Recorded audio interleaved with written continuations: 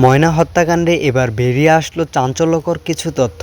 তাহলে কি ময়নার মা এবং ময়নার চাচা ময়নার হত্যাকাণ্ডের সাথে জড়িত? বিস্তারিত জানাবো আজকের এই ভিডিওটিতে, তাই ভিডিওটি না টেনে শেষ পর্যন্ত দেখার অনুরোধ রইল। ব্রাহ্মণবাড়িয়ার সারাইলে 9 বছরের শিশু ময়না হত্যাকাণ্ডে এবার বেরিয়ে আসতেছে আসল চাঞ্চল্যকর কিছু তথ্য। বন্ধুরা, তোমরা কিন্তু সোশ্যাল মিডিয়ায় দেখতে পারতেছো নানাজনের নানা ধরনের ভিডিও মেক করে আপলোড করতেছে ইউটিউবে। কোনো জায়গায় দেখতে পারতেছো যে ময়নার মা দোষী, ময়নার মায়ের রিমান্ড হচ্ছে, ময়নার মা ফাঁসি হয়ে গেছে।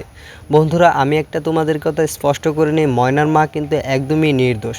আসলে কোনো মাই কিন্তু তার মেয়ের এরকম ক্ষতি করবে না, এটা কিন্তু মানা যায় না। হাজার পরকিয়া করলেও কিন্তু কোনো মাই তার মেয়েকে এরকমভাবে নিষ্পমভাবে মেরে ফেলতে পারবে না। বন্ধুরা, এই ধরনের নিউজ কিন্তু একদমই সত্য নয়। যারা বলতেছে যে ময়নার মা দোষী, ময়নার মায়ের ফাঁসি হয়ে গেছে, এই নিউজ কিন্তু একদমই সত্য নয়। তো বন্ধুরা, আমরা ইতিমধ্যে জানতে পেরেছি যে ময়নার মা এবং কি ময়না চাচার সঙ্গে একটি সম্পর্ক ছিল। এটা কিন্তু তাদের এলাকার গ্রামবাসীরাও কিন্তু হাতে নাতে ধরেছিল ময়নার মা এবং ময়নার চাচাকে। তবে একজন মা কিন্তু তার মেয়েকে এরকমভাবে নিষ্মমভাবে মেরে ফেলে মসজিদের দোতলায় ছাদে রেখে আসতে পারবে না। তো এটা কিন্তু একদমই না।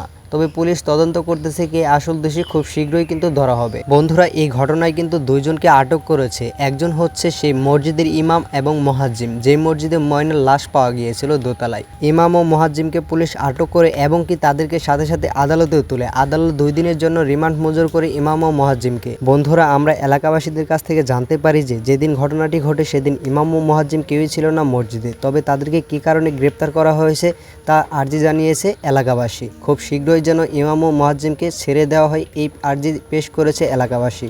কারণ এলাকাবাসীর দাবি যে ইমাম ও মুয়াজ্জিম একদমই নির্দোষ। বন্ধুরা, তোমাদের কি মনে হয়, ইমাম এবং মুয়াজ্জিম কি নির্দোষ নাকি তারা দোষী? জানিয়ে যাবা কিন্তু অবশ্যই তোমাদের মতামতটি আমাদের কমেন্ট বক্সে। আর সবার আগে আপডেট ভিডিওগুলো পেতে কিন্তু অবশ্যই আমাদের এই ছোট্ট চ্যানেলটিকে সাবস্ক্রাইব করে আমাদের সাথেই থাকবা। ধন্যবাদ।